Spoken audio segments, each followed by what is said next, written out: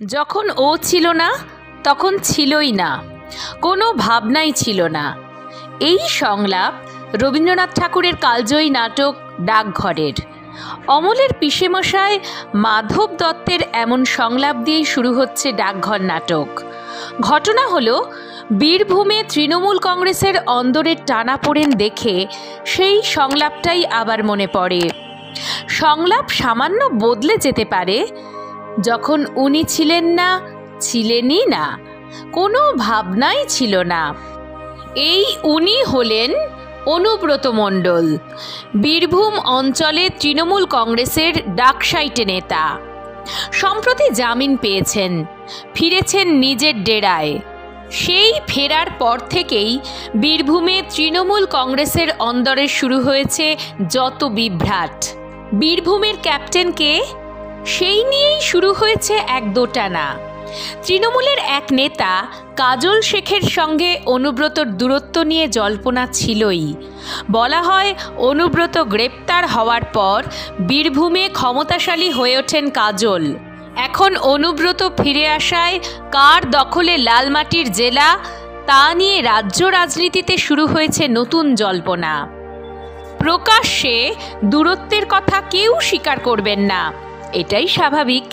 কিন্তু কাজল গোষ্ঠী বনাম কেষ্ট গোষ্ঠী বীরভূম তৃণমূলে দুটি বিভাজনের কথা সেখানকার দলীয় কর্মীরা স্বীকার করে নিচ্ছেন।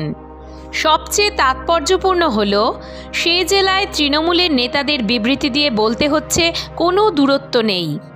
সম্প্রতি বোলপুর জেলা কার্যালয়ের বৈঠকে সিউড়ির বিধায়ক তথা কোর কমিটির আহ্বায়ক বিকাশ রায়চৌধুরী আবার অনুব্রতকেই ক্যাপ্টেন বলেছিলেন। জানিয়েছিলেন, অনুব্রত মণ্ডল জেলা সভাপতি পদে থাকার পাশাপাশি কোর কমিটির চেয়ারম্যান পদও সামলাবেন। তাঁর নেতৃত্বেই ফের চলবে বীরভূম জেলার তৃণমূল কংগ্রেস। অনুব্রতের অন্তর্ভুক্তির ফলে কোর কমিটির সদস্য সংখ্যা বেড়ে দাঁড়িয়েছিল 7 জনে। অন্যদিকে কাজল শেখ গোষ্ঠীর দাবি, একনায়কতন্ত্র চলবে না। 7 জনের ঐক্যমতেই যে কোনো বিষয়ে সিদ্ধান্তে আসতে হবে। অর্থাৎ একা অনুব্রতকে জমি ছেড়ে দিতে নারাজ কাজল। আসলে অনুব্রতর অনুপস্থিতিতে কোর কমিটির কাজে সন্তুষ্ট তৃণমূলের হাইকমান্ড। তাই এখন আগের মতো অনুব্রতর হাতে সব ক্ষমতা তুলে না দেবার ইঙ্গিত যেন হাইকমান্ডের একাংশের কথায় বোঝা যাচ্ছে।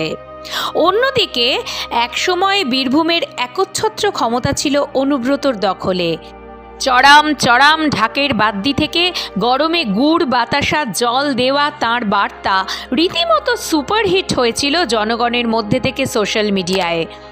এমন পরিস্থিতিতে অনুব্রত নেতৃত্ব ছেড়ে আর 5 জনের স্রেফ একজন হয়ে থাকতে চাইবেন কি না, তা নিয়ে সংশয় প্রকাশ করছে রাজনৈতিক মহলই।